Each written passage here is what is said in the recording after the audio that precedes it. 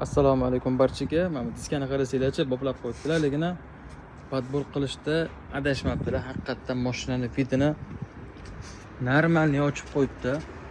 Bu rost ekasimi? Mana kalpak deb o'ylayotgan bo'lsanglar, xo'p, biz bu mashinamizni hamma kerakli ishlarni qilib berganmiz. Ko'rib turganingizdek, mana shu stiklot podjumniklariga, karbon nakladkalari, eshiklariga organizer, porok nakladka. Xo'p, bugungi xaridlari esa mana shunaqa oranjevый polik bilan mana shu sizinalariga salonni rangli podmas qilib turib, nakidkalarni taqib berganmiz.